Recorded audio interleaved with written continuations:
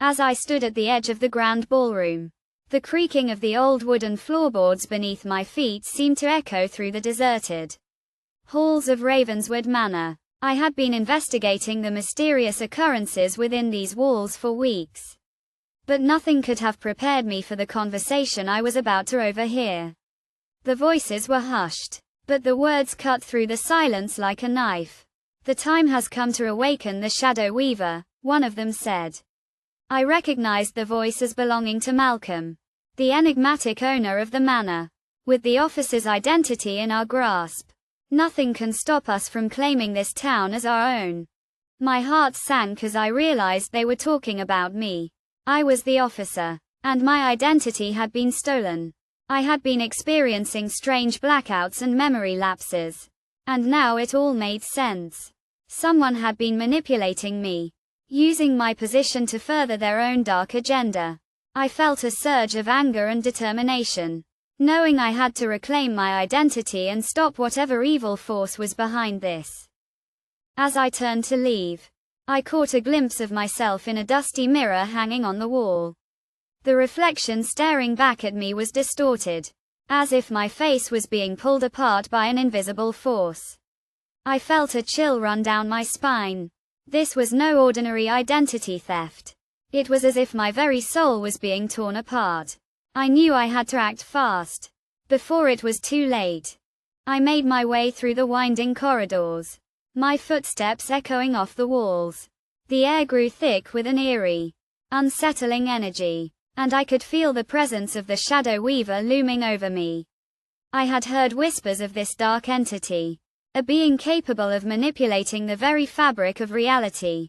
If Malcolm and his cohorts had indeed awakened it, I was in grave danger.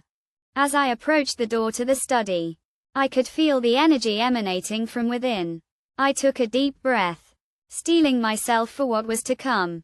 I pushed open the door, and a wave of darkness washed over me.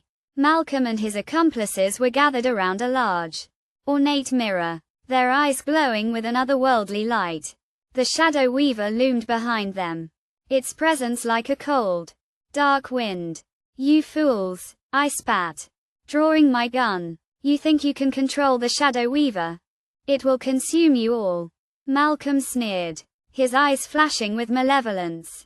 "We have the upper hand, officer. Your identity is ours, and with it, this town will be ours to command." The Shadow Weaver began to stir, its presence growing more intense. I knew I had to act fast. The battle that ensued was fierce and chaotic. The Shadow Weaver unleashed its full fury upon me, sending me crashing to the floor. I struggled to get back to my feet, but it was like fighting a living, breathing darkness. Just when I thought all was lost, I remembered the words of an old wise woman. The only way to defeat the Shadow Weaver is to confront the darkness within yourself. I closed my eyes, focusing on the pain and grief that had been eating away at me for so long. As I let go of my fear and anger, a warm light began to emanate from within me.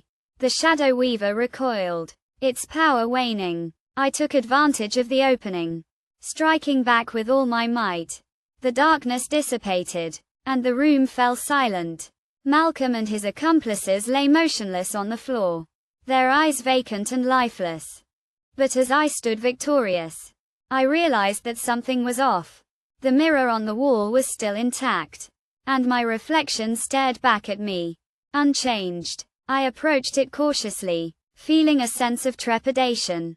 And then, I saw it, a message, scrawled across the glass in blood-red letters. "You are the Shadow Weaver."